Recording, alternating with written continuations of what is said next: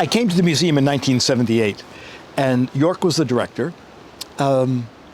He always seemed to me to be very formal. He wore a tie, a tweed jacket. He had brogue shoes.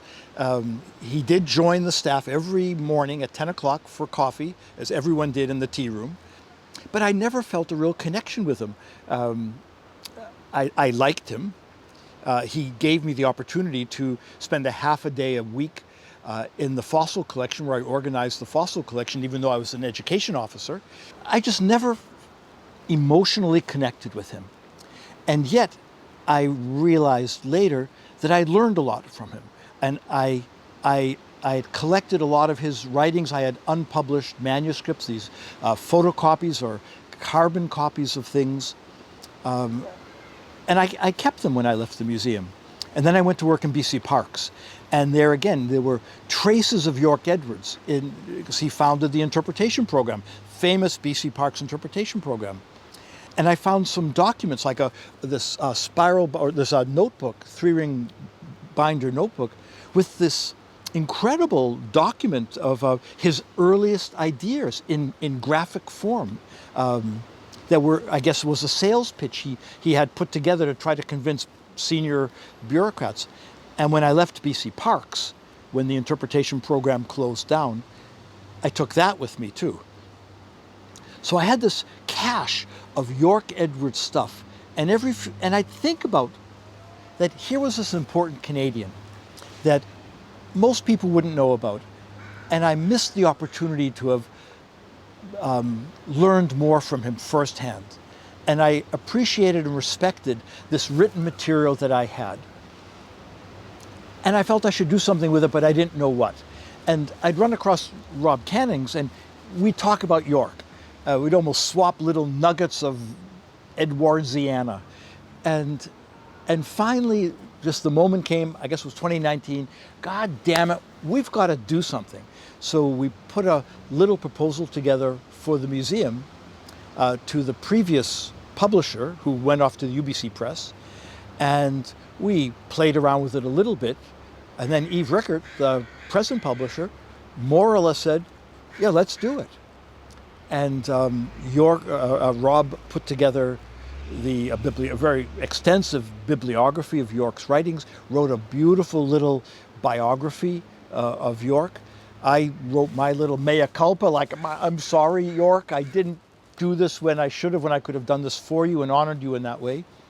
But I spent then, weeks of scanning documents, going into the provincial archives, finding other pieces of things, going back to the old Recreation Conservation Department annual reports to get the very first record of interpretation in BC Parks.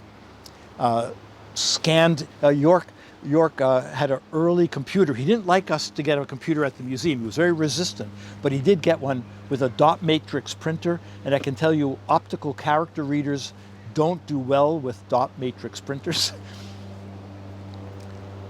And at that point, we really, we had a book, and it was truly a joy to put together. I loved reading Yorke's writings closely, proofreading them, very few edits. I made very few edits, and the professional editor made very few edits as well.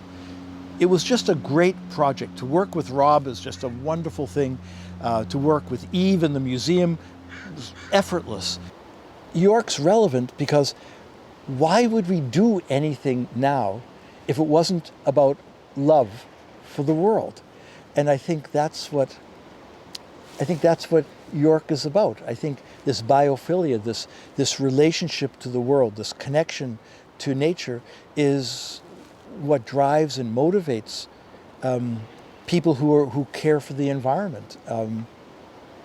I don't think, I wrote in my little essay that I don't know whether he would have seen himself as being a romantic in that sense, but I think the message about falling in love with the world is just critical now, because we know we have to pull back from all these destructive actions.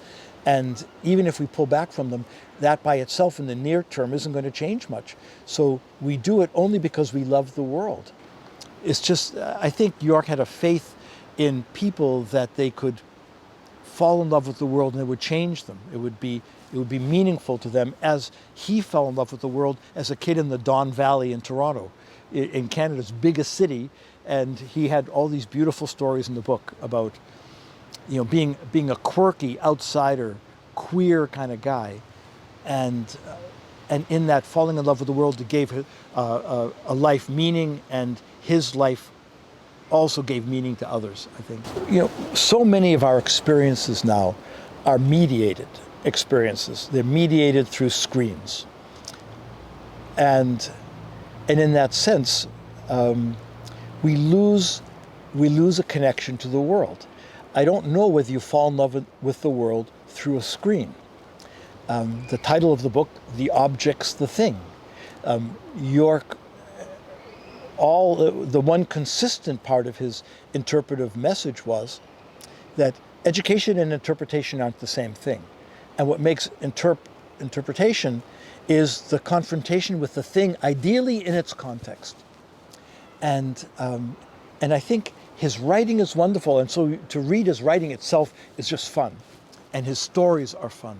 But he endlessly stresses the importance of this connection with real things, with real experience, not with mediated experience. Those of us who have or influence children to don't fob them off on screens. But Yorke is really a Canadian hero in a sense, and the founder of a set of practices that are carried out by thousands of people in Canada professionally. They make a living at being park interpreters, museum interpreters, aquarium interpreters, and yet very, very few of them will have ever heard of Yorke Edwards, and very few of them will know how these ideas emerged in the late 1950s in British Columbia, and then were developed in BC parks, and then through Canada, through the Canadian Canadian Wildlife Service, and then back at the Royal BC Museum, or BC Provincial Museum then. And so I think there's actually something in this for new interpreters, and I think people who've been doing this for a while will just have smiles on their face a lot of the time as they read this, because he's a good writer and he's talking to them.